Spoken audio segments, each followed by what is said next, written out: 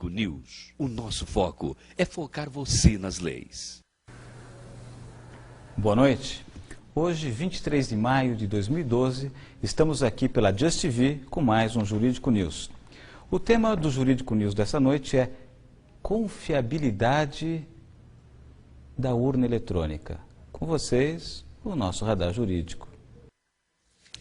Denúncias de fraudes em urnas eletrônicas aparecem por todo o país. Em Guarulhos, na Grande São Paulo, um candidato a vereador nas últimas eleições reuniu 2,5 kg de documentos sobre a manipulação dessas máquinas. Especialistas dizem que o sistema eleitoral brasileiro não é seguro. Não importa quem vota em quem, se a maneira de contar os votos não é confiável. Guarulhos, na Grande São Paulo, é o segundo maior colégio eleitoral do estado. Aqui as pessoas também desconfiam das urnas eletrônicas. Quando coloquei o meu candidato, apareceu outro. Candidato a vereador na última eleição, Antônio pediu a anulação do resultado. Várias cidades do Brasil, onde os candidatos estão reclamando, eles estão sendo taxados de candidatos derrotados. Derrotado é o eleitor, que pensa que elegeu um candidato, quando na verdade ele está elegendo outro. Derrotado está a democracia. O contador decidiu mergulhar em documentos do próprio Tribunal Eleitoral e cruzar informações em 2004, quando ele também disputou as eleições municipais. Em 1 ano e 6 meses, reuniu 2,5 kg de denúncias. O equipamento é programado por cartões de memória chamados flashcards. Cada um abastece 100 máquinas, uma de cada vez. No caso de Guarulhos, no mesmo horário, foram programadas 3 urnas ao mesmo tempo, o que caracteriza a clonagem. Outro fato que chamou a atenção: 79.927 pessoas não votaram na cidade naquela eleição. 79.927 somaram brancos e nulos. 79.927 foi o número de eleitores que justificaram o voto em Guarulhos. A gente poderia concluir que essa probabilidade é impossível, ela é infinita, e o mais seguro nesse caso é que alguma coisa de errado aconteceu na definição desses 3 números iguais. A Justiça considerou as provas insuficientes. Especialista em direito eleitoral, esse advogado foi entrevistado por nossa equipe de reportagem sobre o caso 4 anos atrás. Não acreditava na possibilidade de fraude. Me desculpe da colocação que eu fiz há 4 anos atrás, porque hoje a minha impressão é muito diferente. Nesta última eleição eu acompanhei muitas situações, muitos casos que me fizeram desconfiar fortemente de fraudes praticadas no procedimento relativo à justiça eleitoral e fraudes praticadas dentro da máquina eletrônica, alterando a votação recebida. O Jornal da Band mostrou a revolta dos moradores de Caxias, interior do Maranhão. Eles programam ela aí do jeito que eles querem. Em todo o país existem suspeitas. Se em todas as cidades praticamente eleitores reclamaram que não estava aparecendo a foto certa, alguma verificação deveria ter sido feita, alguma análise, testes, e isso a Justiça Eleitoral não tolera e não aceita. Em Itajaí, Santa Catarina, outro relatório levanta indícios de fraude. Em Nova Esperança, no Paraná, técnicos também registraram as suspeitas. E em Bragança Paulista, no interior de São Paulo, a desconfiança virou documento. 32 cidades do sul de Minas organizam um movimento que pede a transparência do voto eletrônico. O voto deveria ser impresso, é a opinião de boa parte dos especialistas. 2 contagens seriam possíveis, a do computador e a do papel. Hoje, no Brasil, não há como saber o resultado da apuração de cada urna. Se você for pedir uma recontagem numa urna eletrônica, qualquer urna que for, ela vai te dar só a totalização. Outra crítica é o acúmulo de poderes do sistema eleitoral brasileiro, que compra, programa e distribui as urnas eletrônicas, verifica todas as etapas do processo, é responsável por definir as regras da fiscalização e também por se fiscalizar. Não pode ser a fiscalização regulamentada pelo fiscalizado. É eles que nos dizem, eu sou fiscal de partido, eles que nos dizem o que eu posso fiscalizar. Eu não posso, eu falo, eu quero ver isso, eles dizem, não, isso não pode, isso não está na lei. Eles que escrevem a lei. Estou me lembrando do tempo da monarquia, onde se concentrava no monarca o poder judiciário, o legislativo e o executivo. E em relação a essa questão, eu sempre me perguntei como eleitor, por que um paizinho de terceiro mundo como o nosso tem uma suposta tecnologia tão fabulosa na parte eleitoral e os países de primeiro mundo, os países europeus e até os Estados Unidos têm tanta dificuldade para encontrar o resultado, levam dias, às vezes semanas, até meses para encontrar o resultado de uma apuração eleitoral. Por que não usam o nosso sistema? Para falar a esse respeito, nós convidamos aqui, temos o prazer de receber em nossos estúdios, o engenheiro Amilcar Brunazzo Filho, que é moderador, inclusive, do Fórum Voto Seguro. Boa noite, engenheiro Amilcar, é um prazer tê-lo aqui. Muito obrigado por aceitar o nosso convite. Eu gostaria que, se você pudesse explicar para os nossos internautas, o que acontece com o nosso processo eleitoral, que é tido como assim, uma tecnologia fantástica de primeiro mundo, que no mesmo dia ou no dia seguinte a gente já tem o resultado de uma eleição nacional, e os países de primeiro mundo, os países europeus, os Estados Unidos, não usam o nosso processo eleitoral. Por quê, hein? Boa noite, internautas da Just TV. O que acontece é que tem muita propaganda sobre o sistema brasileiro para os brasileiros, dizendo que nós somos os países mais avançados em questão de voto eletrônico, que o sistema é muito confiável, mas tudo isso é propaganda interna só. Fora do Brasil, o que está acontecendo é tudo muito diferente. Urnas eletrônicas são usadas em vários países. Aqui na América Latina tem Argentina, México, Venezuela e Peru usando o voto eletrônico. Só que são sistemas mais avançados que os sistemas brasileiros. O modelo da urna eletrônica brasileira, de primeira geração, é só usado no Brasil e na Índia. Tá? Nos outros países se usam modelos mais avançados, de segunda geração, e nos países, na Alemanha, por exemplo, esse modelo de primeira geração brasileira foi proibido, foi declarado inconstitucional, também foi proibido na Holanda. Não é porque eles não sabem usar, já se usaram urnas. A Holanda começou a usar urna eletrônica de primeira geração antes do Brasil, em 92. 4 anos antes do Brasil, a Holanda já usava. Só que lá foi declarado proibido esse modelo de urna. Eles passam para essa urna de segunda geração que tem o voto impresso, que permite a auditoria do resultado, e não só a auditoria do software, como acontece no caso do brasileiro. Eu vou até colocar aqui uma pergunta que eu já estou recebendo do internauta, que é bem adequada. O José Luiz de Corumbá, de Mato Grosso do Sul, ele pergunta: por que a urna eletrônica não dá para o eleitor um comprovante igual ao extrato bancário? Olha, deve-se imprimir o voto para ser mostrado para o eleitor e para que seja depositado numa urna comum. Não se pode imprimir o voto para entregar para o eleitor e levar para fora da sessão eleitoral. Isso não pode. Aí você violaria o sigilo do voto, o eleitor teria como comprovar em quem votou, passaria a ser vítima de acharque ou de coação. Então, deve-se imprimir o voto, é o que acontece no resto do mundo, fora o Brasil e a Índia, só que esse voto não pode ser levado para fora, né? Não é um recibo para o eleitor levar para fora, é para ele conferir na sessão, no local de votação, ele confere se o registro do voto dele é aquele, coloca numa urna comum ou automaticamente, como no México, lá o eleitor nem pega o voto na mão. No México o voto cai direto, ele vê o voto impresso, quando ele confirma, corta e cai numa sacola. Então, aí depois é usado esse voto impresso para fazer a auditoria do resultado. O Tribunal Superior Eleitoral tem permitido que seja indagada alguma divergência no processo eleitoral nessas eleições, desde quando foi utilizada a urna eletrônica? O modelo que a Justiça Eleitoral brasileira optou, esse modelo de primeira geração, não permite se conferir o resultado. O eleitor vai votar na máquina, vê o voto na tela, confirma. Depois que ele confirma, é gravado. O eleitor não vê o que foi gravado. Aí, quando acaba a eleição, às 5 horas da tarde, esses votos que estão gravados lá, se chama registro oficial do voto, são somados e dá um resultado que chama boletim de urna. O fiscal do partido não pode ver se a soma dos registros digitais é igual ao boletim de urna. E isso é o resultado das urnas, que ninguém pode conferir. Nem o eleitor, se foi gravado direito o seu voto, nem o fiscal, se foi somado direito os votos. E o TSE simplesmente não admite, quer dizer, ele não permite, não há como fazer recontagem. E ele não aceita nenhuma proposta nesse sentido, ele sempre resiste.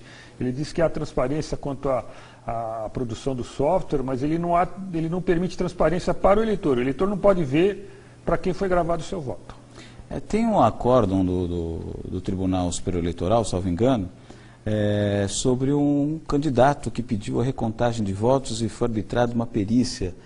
Você tem conhecimento disso? Sim, é o caso que para mim é o caso mais emblemático do problema que é o processo eleitoral brasileiro totalmente dependente do software, ou seja, que não permite recontagem. Esse acordo que está aparecendo aí é do caso de Alagoas de 2006, com eleição para governadores, o candidato não estava satisfeito com o resultado das urnas, pediu para fazer uma análise dos arquivos que a urna produz. A urna eletrônica produz vários arquivos digitais que os partidos têm direito a ter acesso. São arquivos de log, de registro digital do voto e do boletim de urna. Analisando esses arquivos, ele detectou mau funcionamento das urnas. As urnas, 1/3 das urnas, não eram todas, era 1/3, tinham informações incoerentes nesses arquivos. E, então ele solicitou uma auditoria. Quer dizer, contestou o resultado, né, pediu para suspender o resultado, para que fosse feita uma auditoria nos equipamentos para ver o que era esse mau funcionamento, que estava constatado nos documentos que eles obtiveram. E foi cobrado, bom, o processo demorou, né, 2, 3 anos para ser julgado, isso aí julgado 2 anos depois de entrar do processo, julgamento ainda no TRE. Eles cobraram 2 milhões para o candidato para que pagasse os peritos que iam fazer a auditoria, e o candidato disse que não queria pagar esses 2 milhões, não é qualquer candidato que tem 2 milhões depois da eleição para gastar, né? E pediu para que a própria Justiça Eleitoral bancasse, já que seria de interesse dela demonstrar a lisura do processo. A Justiça Eleitoral não aceitou pagar a auditoria e condenou o candidato por litigância de má-fé, por ele ter pedido uma perícia e não ter pago por ela. E depois isso foi para o Tribunal Superior Eleitoral, a sentença foi mantida, o candidato foi condenado por litigância de má-fé, apesar de ter apresentado as provas de mau funcionamento da urna. Provas materiais mesmo. Nós temos um vídeo também, a produção levantou, é o radar jurídico número, aliás, em relação ao questionamento sobre a confiabilidade da urna eletrônica, e o Tribunal Superior Eleitoral parece que condenou quem foi questionar sobre a confiabilidade das urnas eletrônicas. Veja bem, o próprio advogado, hein? Por gentileza, produção. Ricardo Lewandowski. Presidente, eu vou pedir vênia divergência e manter a sanção de litigância de má-fé. Hoje, essa questão foi amplamente discutida no Supremo Tribunal Federal e num caso criminal, em que se entendeu que o direito de defesa não sofre qualquer limitação, sobretudo em se tratando de um processo criminal, mas o Supremo, por uma votação majoritária bastante expressiva, embora não tenha aplicado multa ao advogado que insistiu em levar avante teses de natureza eminentemente temerárias, resolveu oficiar a ordem para que tomasse as providências cabíveis. Neste caso, embora talvez não esteja claramente caracterizada a litigância de má-fé, no mínimo, me parece que a lite tem a natureza temerária. E nós precisamos começar a disciplinar, de certa maneira, esta possibilidade infinita de recursos que nós temos. Já temos recursos suficientes para dar conta, além daqueles que beiram a temeridade e a litigância de má-fé. Portanto, até para um efeito pedagógico, eu acompanho o eminente relator. Eu explico isso. Para efeito pedagógico, eu gostaria de explicar para os internautas que há limitação de recursos. Os recursos não são ilimitados. E ele tem uma única finalidade. Primeiro, a Constituição admite o duplo grau de jurisdição porque admite a possibilidade do erro humano, né? E nada como a revisão. E óbvio que os recursos que existem durante o processo, né, servem para impedir que determinadas autoridades cometam abusos, arbitrariedades. Sem esses recursos, o que sobra para o coitado do jurisdicionado? Arbitrariedade que não tem remédio jurídico contra ela. Desculpa a interrupção, mas é que eu não me contive com o absurdo do que eu ouvi do ministro do Supremo Tribunal Federal.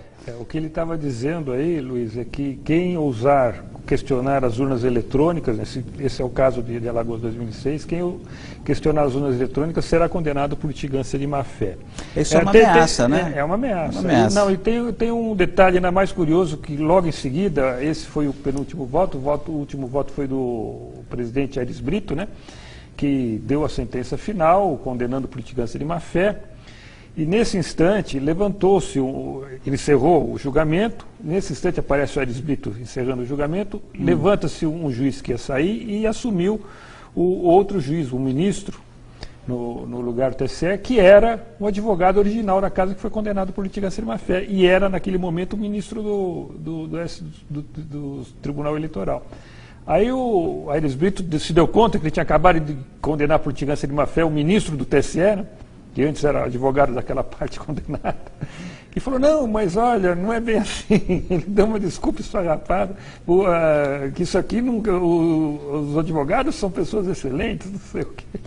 Aproveitando, engenheiro Amilcar, tem o internauta James P. Silva, que ele manda a seguinte mensagem: se isto está ocorrendo, qual a razão do Ministério Público Federal não buscar esclarecimentos de tais fatos? Você saberia a razão disso? Ou será que tem algum processo eu gostaria no Ministério de saber Público? Isso daí. Eu esperava que o Ministério Público fosse independente nesse processo e pudesse nos ajudar, eu sou fiscal de partido, ajudar os partidos a fiscalizar o administrador eleitoral. Mas, infelizmente, não tem ocorrido, não. O Ministério Público tem direito a fiscalizar, a conhecer o software das urnas eletrônicas, a fazer auditoria nos sistemas, e não faz. 6 meses antes da eleição, por exemplo, agora, nesse momento, já estão abertos lá no TSE os códigos dos programas, os códigos-fontes, né, para os partidos, o Ministério Público e a OAB poder examinar. A OAB nunca mandou ninguém, o Ministério Público nunca mandou ninguém lá para examinar código nenhum, e no final, no último dia, ele vai lá e assina 15 mil arquivos com 17 milhões de linhas de código, sem ter olhado nada. Eu não sei por que o Ministério Público assume essa postura omissa em relação à fiscalização do processo eleitoral. Tem uma pergunta aqui de um outro internauta, que ele pergunta ao engenheiro Amilcar: o voto impresso, além de segurança da escolha do eleitor, não seria também uma segurança dos votos em caso de algum sinistro com o equipamento, depois ou durante a votação? E dá aqui os parabéns ao Amilcar. E Amilcar, eu queria aproveitar essa pergunta do internauta para que você falasse a respeito daquela urna moderna que tem um país aqui, mais outro país de terceiro mundo, que está desenvolvendo, e que você estava me falando antes do programa começar, que é uma cédula segura, um processo eletrônico seguro. Poderia aproveitar responder essa pergunta do internauta e explicar sobre essa quando cédula? Eu ouvi a pergunta, eu pensei em apresentar ela como resposta. Foi exatamente a ideia que me ocorreu. O que a gente está falando é do caso da urna argentina, o novo modelo de urna argentina que está sendo usado desde 2006 na Argentina. A província de Salta vai informatizar o estado inteiro lá até 2015. Eu acompanhei uma eleição na província do Chaco, que usa esse sistema aqui de gravação do voto. Essa aqui é chamada boleta do voto eletrônico, ou cédula do voto eletrônico, que é a grande novidade do sistema argentino. O eleitor recebe essa cédula para votar, ela é uma cédula em papel normal, né? E ela é dobrável, é papel normal, do lado de cá se imprime o voto. Ela é em branco, né? O eleitor recebe ela em branco, não tem essa parte impressa aqui. E aqui nesse canto, está vendo essa bolinha que tem aqui? É um chip eletrônico que está embutido aí, um chip de radiofrequência. Então, quando o eleitor recebe ela em branco, o chip virgem, sem nada, põe na máquina para votar, o voto é então gravado no chip e impresso no papel. Ele vota na tela, como ele vota na tela, é uma tela grande, de 20 polegadas, colorida, ele põe o dedo na cara, na fotografia do candidato. A diferença é que ele recebe de volta o voto dele. Ele põe isso virgem na máquina, vota quando ele é impresso e gravado. Aí o eleitor pega isso na mão, confere o que votou, vê se o que ele votou é isso mesmo. Se não for, ele não estiver satisfeito, ele rasga e pede outra vazia. Se ele estiver satisfeito, ele leva isso daqui até uma outra máquina, que tem lá mais de uma urna por sessão eleitoral, coloca na máquina e aparece nessa outra máquina, é lido o chip e aparece igual que está impresso. Ou seja, o eleitor pode conferir o que foi gravado como sendo seu voto. Isso o eleitor brasileiro não pode fazer, né? O argentino pode. E com isso, se acontecer na hora da apuração que haja alguma divergência, quer dizer, a gravação deu defeito, o que vale é o voto impresso, não é o que está gravado. porque o voto impresso é eleitor vivo. Tá? Então existem soluções tecnológicas para essa questão, e está sendo adotada no resto do mundo, como eu disse no começo, só Brasil e Índia não usam esse sistema. Esse sistema é utilizado por qual país? Foi desenvolvido em qual país? Esse aqui é na Argentina, a gente chama a máquina de terceira geração, a máquina brasileira e da Índia é de primeira geração, e outras máquinas como do México, da Bélgica, da Venezuela, são de segunda geração, porque imprimem o voto, mas não tem o chip na própria cédula, né? Ele grava o voto na urna e imprime o voto para o eleitor pôr numa urna convencional. Parece que teve um outro país que andou usando as nossas urnas eletrônicas e devolveu, que achou que o sistema não era confiável. Qual foi esse país, hein? É o Paraguai. O Paraguai recebeu de graça 17 mil urnas brasileiras entre 2001 e 2005. E a última vez que usou foi em 2006, em 2008 foi proibida por falta de confiança dos partidos. Aí, inclusive, eu tenho uma informação nova, recente sobre isso. Eu estive na semana passada no Congresso em Lima, no Peru, Congresso Internacional sobre Voto Eletrônico, tiveram representantes de todos os países, inclusive do Paraguai, para relatar a experiência dele. Ele deixou bem claro o seguinte, que o governo paraguaio recebeu dinheiro do governo americano para usar as urnas brasileiras, e não deu certo, eles acabaram sendo proibidas em 2008, e eles não estão conseguindo reimplantar o sistema eleitoral lá eletrônico por causa disso. E o curioso é o seguinte, na Venezuela houve urnas eletrônicas em 2004 e a oposição reagiu. Em 2006 a oposição não participou do processo eleitoral porque não confiava nas urnas eletrônicas. Mas como o sistema de lá é de segunda geração e imprime o voto, com o tempo, a oposição foi aceitando e hoje a oposição já usa as urnas eletrônicas venezuelanas nas eleições internas dos partidos. Então, por ter o voto impresso, eles puderam retomar, a oposição voltou e aceitou o sistema. No Paraguai não tem o voto impresso. Não há confiabilidade, onde não há transparência, onde não se permite, inclusive, sequer fazer uma auditoria em cima do processo que se diz eficiente e contra qualquer fraude. Eu gostaria de chamar um pequeno comercial e voltamos daqui a pouco para falar com uma outra pessoa que participou do processo eleitoral e foi testemunha, inclusive, de uma série de outros candidatos reclamando de fraudes nas urnas brasileiras. Até já. Voltamos a apresentar o programa Jurídico News. Voltamos no segundo bloco, estamos aqui com o engenheiro Amilcar, falando sobre a confiabilidade das urnas eletrônicas. E nós trouxemos aqui uma testemunha que vivenciou essa questão de fraude nas eleições, que não só dela própria, né, como ouviu de outros candidatos na época sobre problemas das urnas eletrônicas brasileiras. Ana Prudente, pode, por favor, passar para os nossos internautas um pouco da sua experiência? Boa noite a todos. Bom, eu fui candidata em 2006 e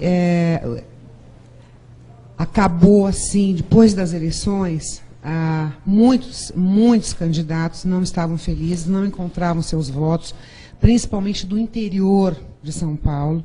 E eu acabei conhecendo muita gente, sabe, e nós nos juntamos e acabamos até, inclusive, chamando o Amilcar.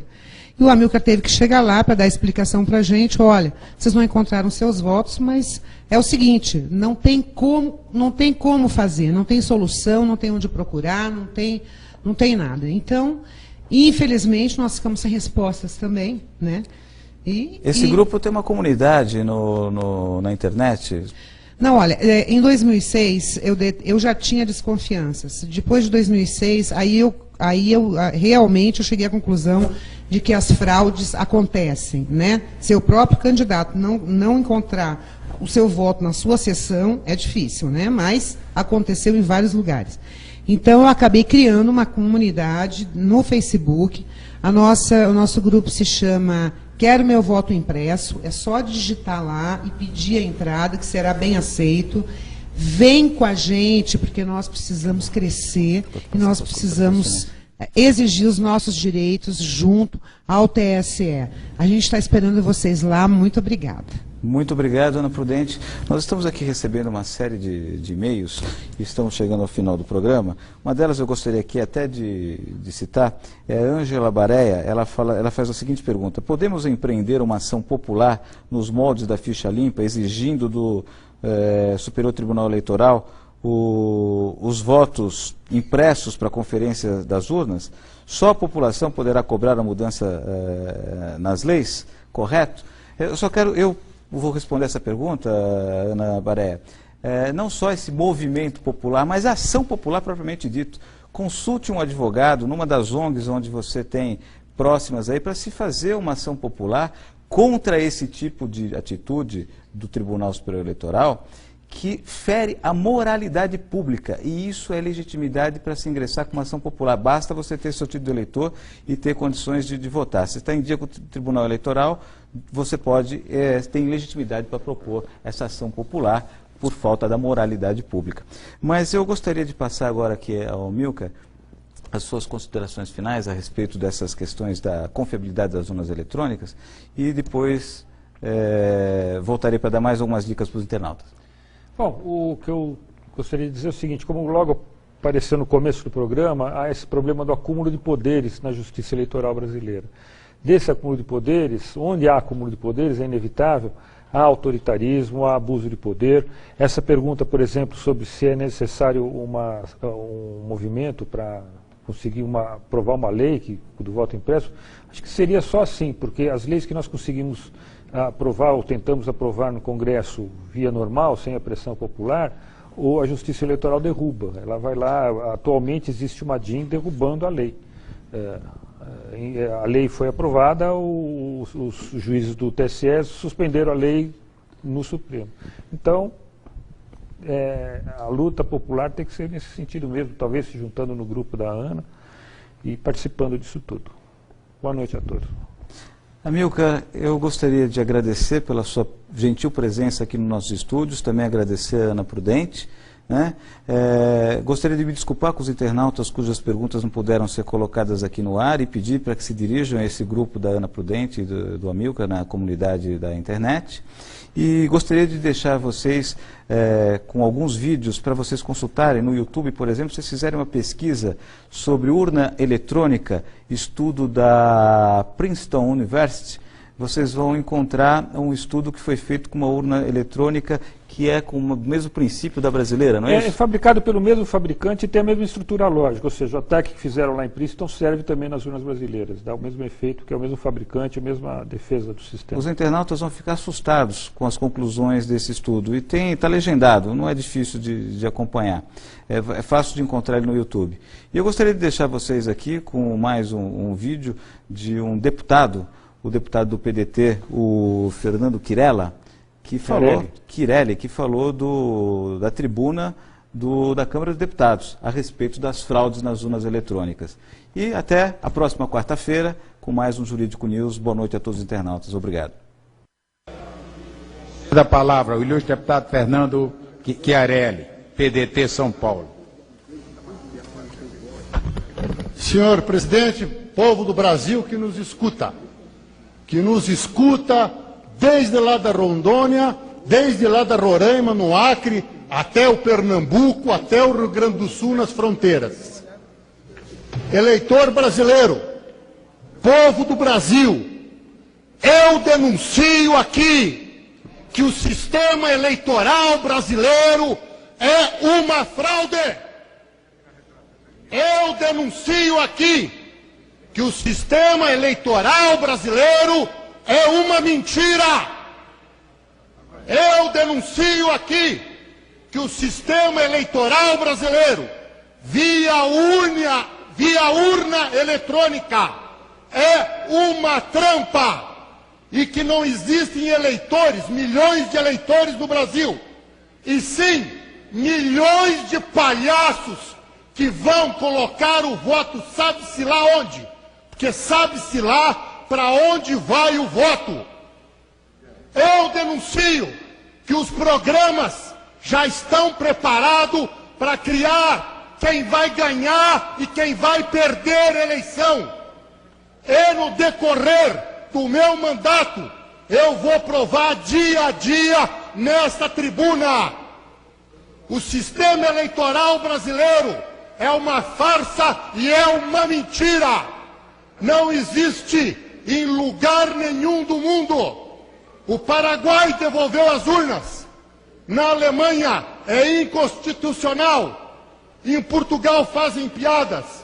E nos Estados Unidos, inadmissível.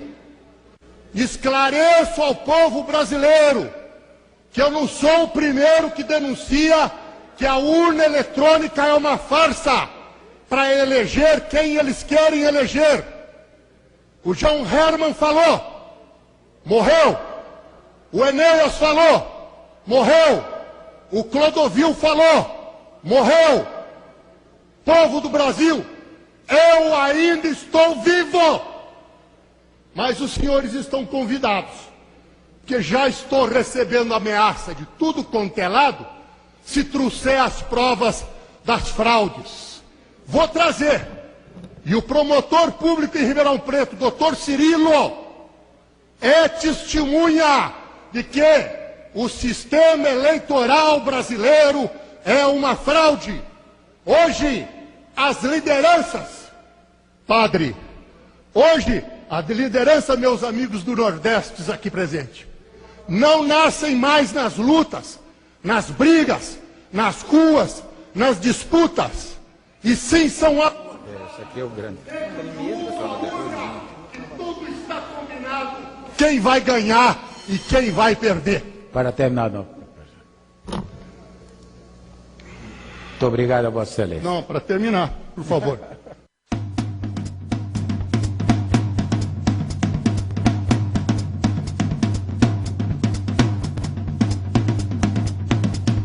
Jurídico News. O nosso foco é focar você.